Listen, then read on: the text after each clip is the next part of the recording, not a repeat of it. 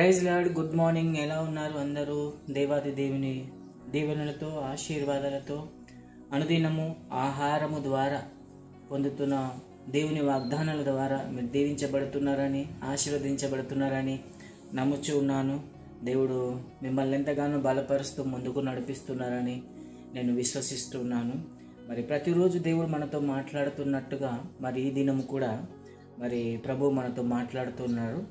యోబు గ్రంథము 5వ అధ్యాయము 19వ వచనాన్ని మనం చదువుకుందాం. 6 బాధలలో నుండి ఆయన నిన్ను విడిపించును, 7 బాధలు కలిగినను నీకు ఏ కీడు తగలదు. 6 బాధలు మనకు వచ్చినను ఆయన మనల్ని విడిపిస్తాడంట. 7 కీడులు మనకు వచ్చినను ఏ కీడు కూడా తగలదు అని అంటున్నాడు దేవుని వాగ్దానం. ఎంత చక్కటి వాగ్దానం దేవుడు మనకి ఇస్తున్నాడు కదా. మరి మనం బాధలు చూడగానే, వేదనలను చూడగానే, కష్టాలను చూడగానే మనం కృంగిపోతున్న వారం, కృషించిపోతున్న వారంగా ఉంటూ ఉంటాం. మరి యోబు జీవితాన్ని మనం ఒకసారి జ్ఞాపకం చేసుకున్నట్లయితే, యోబు యథార్థవంతుడయ్యి నీతిమంతుడయ్యి మరి ఉండి మరి అనేకమైన విపత్తులు, అనేకమైన కష్టాలు, అనేకమైన శోధనలు, చివరికి సంతానాన్ని కోల్పోయాడు, తనకున్న యావదాస్తిని కోల్పోయాడు, మరి తనకున్న సమస్త స్నేహితులను, మిత్రులను, మరి తన సొంత మనిషి మరి భార్య చేత ఎన్నో మరి మాటలు, హింసలు కదా, అనేకమైన శోధనలు గుండా మరి యోబు నడిచినప్పుడు దేవుడు ఏం చేశాడు? మరి దేవుడు యోబుని విడిచిపెట్టాడా? విడిచిపెట్టలేదు కదా. మరి వాగ్దానం చేస్తున్నట్టుగా మరి ఏ బాధ వచ్చినా సరే నేను విడిపిస్తానని, ఏ కీడు వచ్చినా సరే ఆ కీడు నీ జోలికి రానియను అని దేవుడు వాగ్దానం చేస్తున్నాడు. ఈరోజు నీ జీవితంలో, నా జీవితంలో కూడా దేవుడు బాధల నుండి విడిపిస్తానని, కీడు నుండి ఏ కీడు మనకు తగలకుండా మరి కాపుదలు ఉంచుతానని దేవుడు వాగ్దానం చేస్తున్నాడు. అయితే మనము యథార్థముగా ఉండాలి, నీతిగా ఉండాలి. దేవుని వాగ్దానాలు కొన్ని మనకు నెరవేర్చబడుతున్నప్పుడు దేవుడు మనలో ఉన్న యథార్థతను చూస్తూ ఉంటాడు, ఆ నీతి జీవితాన్ని చూస్తూ ఉంటాడు. మరి చాలామంది వాగ్దానాల నిమిత్తము కొంత వాళ్ళకున్న అపోహ ఏంటంటే, అవి వాగ్దానాలు దేవుడు ఇస్తున్నాడు కానీ మా జీవితంలో ఏమీ జరగట్లేదు, ఆ వాగ్దానం తగినట్టుగా మా జీవితాలు లేవు, మా యొక్క జరగట్లేవు అనేసి మనము చాలామంది అనుకునే వాళ్ళు ఉన్నారు.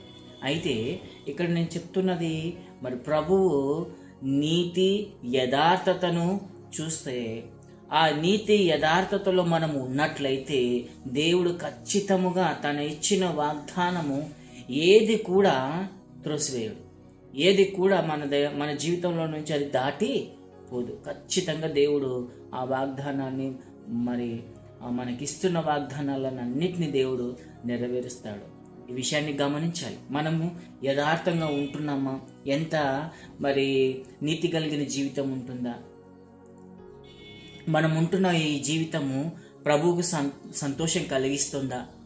మన వలన ఎవరికైనా బాధ కలుగుతుందా? మన వలన ఎవరికైనా గాయం కలుగుతుందా? మన వలన ఎవరికైనా మనసు చిన్నపోయిందా? మన వలన ఏదైనా ఇబ్బంది పడుతున్నారా? ఇవన్నీ కూడా మనము గమనించుకోవాలి.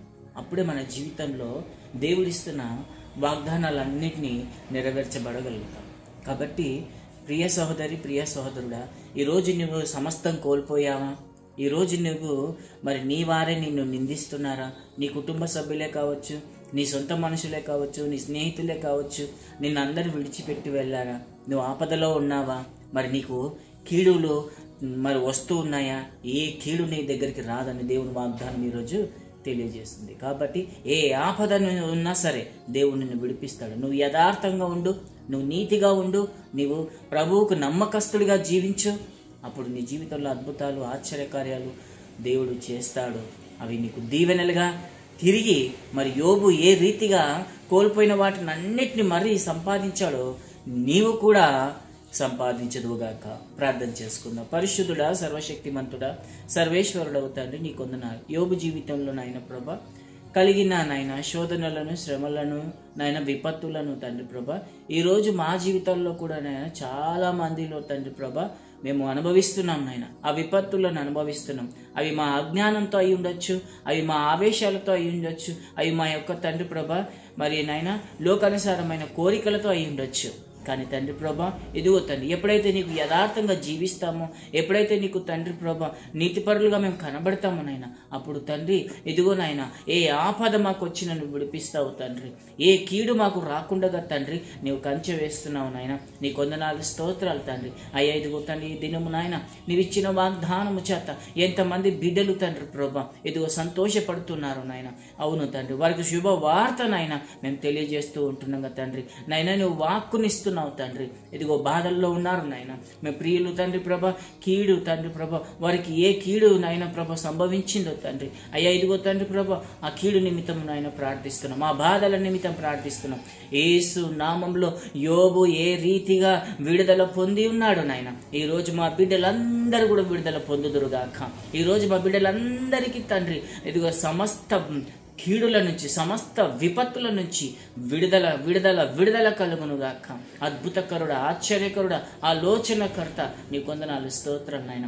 ఏ కీడు నాయన మా బిడ్డలకు తగలకుండా సహాయం దయచేయనైనా. అయ్యా ఇదిగో నీ బిడ్డలందరినీ జ్ఞాపకం చేసుకోనైనా, మా కుటుంబ సభ్యులందరినీ జ్ఞాపకం చేసుకోనైనా. ఇదిగో తండ్రి ప్రార్థనలు ఏకీభవిస్తున్న వారిని అయ్యా ఇదిగో నాయన ప్రభా నాయన ఇదిగో తండ్రి ప్రభా అనుదినము నాయన ఇదిగో నిన్ను వెతుకుతున్న వారిని, నిన్ను తడుతున్న వారిని, నిన్ను తండ్రి ప్రభా చూస్తున్న వారిని జ్ఞాపకం చేసుకోమని, వారి జీవితంలో వాగ్దానాలన్నింటినీ నెరవేర్చుకోమని, అయ్యా నీవే నాయన సాక్షిగా వారిని నిలబెట్టుకోమని. ప్రియులు నీ బిడ్డలు తండ్రి ప్రభా ఇదిగో తండ్రి తెలిసి తెలియని అజ్ఞానంలో నాయన ఏదైనా పొరపాట్లు చేస్తుంటే మన్నించమని, నిన్న నేడు ఏకరీతిగున్న శ్రీ యేసు పరిశుద్ధ నామంలో తండ్రి యొక్క కుమారు యొక్క పరిశుద్ధ నామంలో నీ సన్నిధిలో ఈ చిన్న విజ్ఞాపన సమర్పించి అడిగి వేడుకుంటున్నాం తండ్రి.